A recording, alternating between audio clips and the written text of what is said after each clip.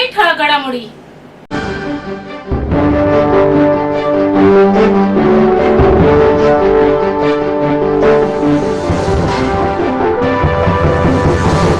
आणीबाणीच्या काळात डॉक्टर बाबासाहेब आंबेडकर यांच्या संविधानाची आयशीतैशी करणारे आता संविधान बचावासाठी गावभर फिरत असल्याचे सांगत संविधान आम्ही बदलणार नाही आणि कुणाला बदलून देणार नाही आणि कुणाची बदलण्याची हिंमत नाही असे केंद्रीय रस्ते वाहतूक महामार्ग मंत्री नितीन गडकरी यांनी काल ठाण्यातील जाहीर सभेत बोलताना सांगितले. आपण चांगल्या उपहारगृहात चवीसाठी तर शस्त्रक्रियेसाठी चांगल्या डॉक्टरकडे जातो, त्यावेळी आपण जातपात पाहत नाही. मग निवडणुकीत आपण जात का बघतो असा प्रश्नही त्यांनी उपस्थित केला आहे. ठाणे शहरातील भाजपचे उमेदवार संजय केळकर यांच्या प्रचारासाठी केंद्रीय रस्ते वाहतूक महामार्ग मंत्री नितीन गडकरी यांनी काल सायंकाळी ठाण्यात जाहीर सभा घेतली. या सभेत गडकरी यांनी काँग्रेसवर टीका केली. लोकसभा निवडणुकीमध्ये मोठ्या प्रमाणावर जातीवादाचे आणि सांप्रदायिकतेचे विष कालवत डॉक्टर बाबासाहेब आंबेडकर यांचे संविधान बदलणार असा अप्रचार करण्यात आला. आम्हाला 400 जागा मिळाल्या तर आम्ही संविधान बदलू असा प्रचार करण्यात आला, परंतु आम्ही संविधान बदलणार नाही आणि बदलून देणार नाही आणि कोणाची बदलण्याची हिंमत नाही असेही ते यावेळी म्हणाले. आणीबाणीच्या काळात काँग्रेसने डॉक्टर बाबासाहेब आंबेडकर यांच्या संविधानाची दुरुस्ती केली, परंतु आमचे सरकार येताच आम्ही त्या दुरुस्त्यांमध्ये बदल केला. ज्या काँग्रेसने संविधानाची आयशीतैशी केली तीच काँग्रेस आता संविधान बचावासाठी गावभर फिरत आहे अशी टीकाही त्यांनी केली. चुकीच्या आर्थिक धोरणामुळे गेल्या 60 वर्षांमध्ये देशाचा जेवढा पाहिजे तेवढा विकास झाला नाही. आपला देश श्रीमंत आहे पण जनता मात्र गरीब आहे अशी टीकाही त्यांनी केली. योग्य नीती, नेतृत्व आणि देशासाठी काम करणे अशी मनोभावे आणि प्रामाणिकपणे इच्छा असली पाहिजे. अशीच इच्छा ठेवून आमच्या सरकारने काम केले. त्यामुळे जे 60 वर्षात काँग्रेस पार्टी करू शकली नाही ते पंतप्रधान नरेंद्र मोदी यांच्या नेतृत्वाखाली आमच्या सरकारने काम करून दाखवले असेही ते म्हणाले.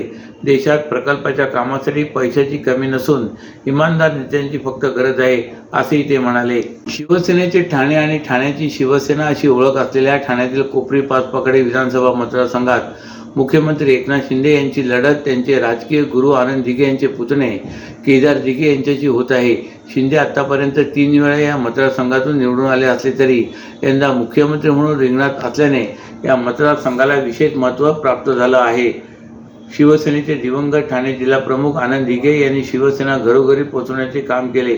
दिघे यांच्या निधनानंतर मुख्यमंत्री एकनाथ शिंदे यांनी जिल्ह्यातील पक्षाची धुरा हाती घेतली आणि त्यांनीही आपले वर्चस्व जिल्ह्यात निर्माण केले.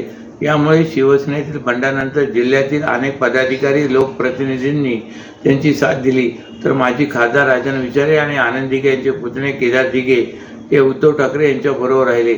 6 महिन्यापूर्वी झालेल्या लोकसभा निवडणुकीत शिंदे गटाचे खासदार नरेश म्हस्के यांनी ठाकरे गटाचे उमेदवार राजन विचारे यांचा पराभव केला. या निवडणुकीत शिंदे यांनी आपणच ठाणेदार असल्याचे दाखवून दिले होते. आता विधानसभा निवडणुकीत शिंदे स्वतः रिंगणात आहेत. 2004 मध्ये ते ठाणे शहरातून आमदार म्हणून निवडून आले होते. त्यानंतर कोपरी पाचपाकडी मतदारसंघातून शिंदे 3 वेळा सलग निवडून आले आहेत. शिवसेनेतील बंडानंतर पहिल्यांदाच विधानसभेची निवडणूक होत आहे. या निवडणुकीत ठाकरे गटाने खेळी खेळली आहे. आनंद दिघे यांचे ठाणे जिल्ह्यात वर्चस्व होते. दिघे यांच्या निधनानंतरही प्रत्येक निवडणुकीत त्यांच्या नावाने प्रचार होतो आणि त्याचा फायदा शिवसेनेला होतो हे आजवर दिसून आलेले आहे. नेमकी हीच बाब लक्षात घेऊन शिंदे यांच्या विरोधात त्यांचे गुरु आनंद दिघे यांचे पुतणे केदार दिघे यांना ठाकरे गटाने उमेदवारी दिली आहे. या ठिकाणी शिंदे विरुद्ध दिघे अशी लढत करण्याचा प्रयत्न केला जातोय. महाराष्ट्रातील भगिनींना आधार देणारी राज्य शासनाची मुख्यमंत्री माझी लाडकी बहीण योजना. या योजनेअंतर्गत अल्प उत्पन्न गटातील 21 ते 65 वयोगटाच्या भगिनींना मिळणार दरमहा 1500 रुपयांची मदत. अर्ज करण्यासाठी 31 ऑगस्ट 2024 पर्यंत मुदतवाढ. कुटुंबाचं वार्षिक उत्पन्न 2.5 लाख रुपयांपेक्षा कमी असलेल्या महिला पात्र. कुटुंबाकडे पिवळं किंवा केशरी रेशन कार्ड असल्यास उत्पन्नाचा दाखला आवश्यक नाही. पांढरं रेशन कार्ड असेल किंवा रेशन कार्ड नसेल तर कुटुंबाचं वार्षिक उत्पन्न 2.5 लाखांपेक्षा कमी असल्याचा दाखला आवश्यक. योजनेसाठीचा ऑनलाईन अर्ज नारी शक्ती दूत ॲपवरून किंवा पोर्टलवर भरता येईल. ज्या भगिनींना ऑनलाईन अर्ज भरता येत नसेल त्यांच्यासाठी अंगणवाडी, ग्रामपंचायत, वॉर्ड ऑफिस, सेतू सुविधा केंद्रामध्ये किंवा आशाताई बचत गटाच्या CRP यांची मदत उपलब्ध. आता आपल्याला अभिमानानं म्हणता येईल, सुखी आणि सुरक्षित आहे माझी लाडकी बहीण. ठाणे हे खोक्याचे केंद्रबिंदू आहे. या केंद्रबिंदूच्या बुडाला मशालीने आग लावली तर संपूर्ण राज्य गद्दारमुक्त होईल अशी टीका करत गद्दारांना क्षमा नाही, या आनंद दिघे यांचे संस्कार विसरू नका असे आवाहन शिवसेना पक्षप्रमुख उद्धव ठाकरे यांनी शनिवारी ठाण्यातील सभेत बोलताना केले.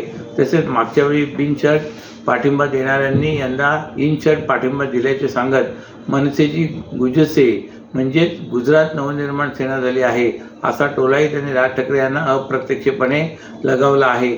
शिवसेना ठाणे शहर उमेदवार राजन विचारे, कोपरी पाचपकडे उमेदवार केदार दिघे, ओळा माजिवडाचे उमेदवार नरेश मनेरा, कल्याण ग्रामीणचे उमेदवार सुभाष भोईर, डोंबिवलीचे उमेदवार दीपेश म्हात्रे, कल्याण पूर्वेचे उमेदवार धनंजय बोडारे यांच्या प्रचारासाठी शिवसेना पक्षप्रमुख उद्धव ठाकरे यांनी शनिवारी ठाणे, डोंबिवली आणि कल्याण येथे जाहीर सभा घेतल्या.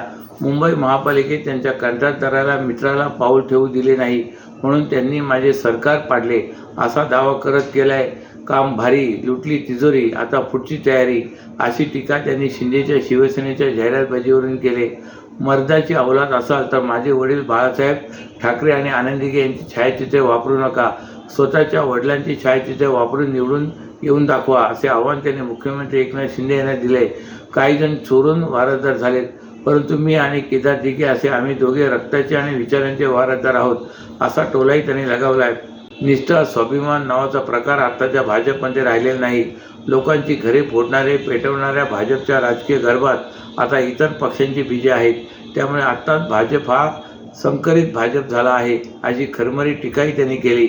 यापूर्वीच्या भाजप राष्ट्रीय स्वयंसेवक संघाच्या कार्यकर्त्यांनी घरावर तुळशीपत्र ठेवून पक्ष संघटना वाढवण्यासाठी घरदार सोडले. अनेक जण अविवाहित राहिले. आताचे भाजपमध्ये चित्र पाहिले तर या संकरित भाजपसाठी संघ भाजपच्या कार्यकर्त्यांनी आपले आयुष्य पणाला लावले का असा प्रश्न त्यांनी उपस्थित केला आहे. ठाणे शहर विधानसभेचे महायुतीचे उमेदवार संजय केळकर यांच्या शनिवारी निघालेल्या रॅलीला हजारोचा प्रतिसाद मिळाला असताना रविवारी सुद्धा ब्रह्मांड येथून भाजपा युवा मोर्चाच्या वतीने बाईक रॅलीचे आयोजन करण्यात आले होते. या रॅलीला दमदार प्रतिसाद मिळाला. या बाईक रॅलीत 1,500हून अधिक बाईक स्क्वॉड सहभागी झाले होते.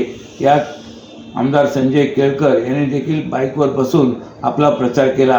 प्रचार आता अंतिम टप्प्यात आला असून श्री केळकर यांनी यात आघाडी घेतली असल्याचे दिसत आहे. प्रचाराच्या शेवटच्या दिवशी म्हणजे रविवारी सकाळी श्री केळकर यांच्या प्रचारासाठी भाजपा ठाणे युवा मोर्चाच्या वतीने बाईक रॅली काढण्यात आली होती. या बाईक रॅलीत आमदार निरंजन डावकरे, भाजपा युवा मोर्चाचे महाराष्ट्र प्रदेश अध्यक्ष अनुप मोरे, ठाणे भाजपा युवा मोर्चाचे जिल्हाध्यक्ष सुरेश दळवी, भाजपा ठाणे शहर जिल्हाध्यक्ष संजय वाघुले, शिवसेना शहराध्यक्ष हेमंत पवार व महायुतीचे हजारो कार्यकर्ते उपस्थित होते.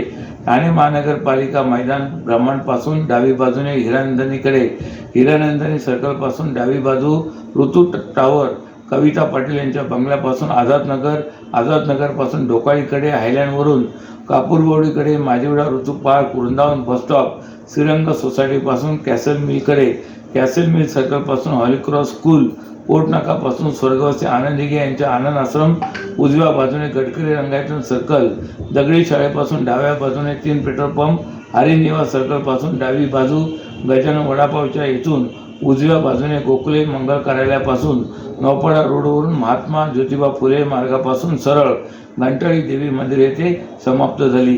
या रॅलीत 1500हून अधिक बाईक स्क्वॉड सहभागी झाले होते.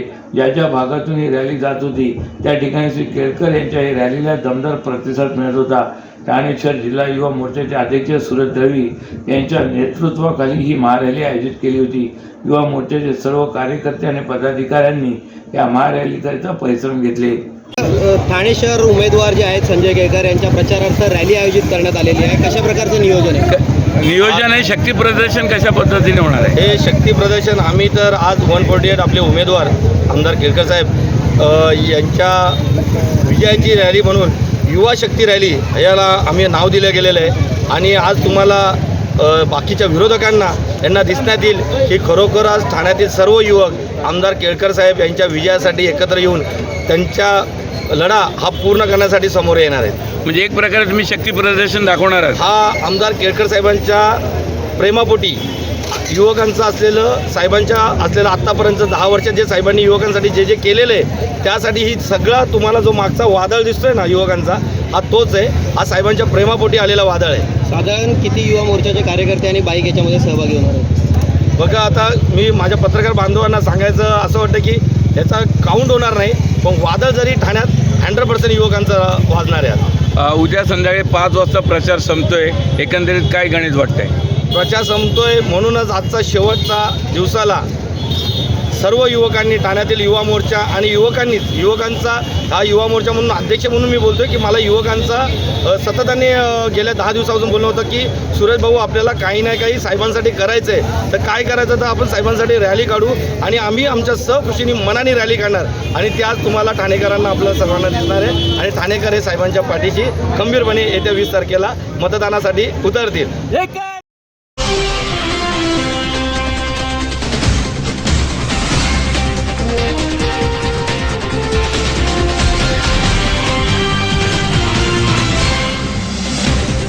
तर या होत्या आजच्या काही ठळक घडामोडी. तर पुन्हा भेटू याच वेळी याच ठिकाणी. ठाणे दर्पण या वृत्तवाहिनीचे प्रसारण YouTube वर पाहायला विसरू नका.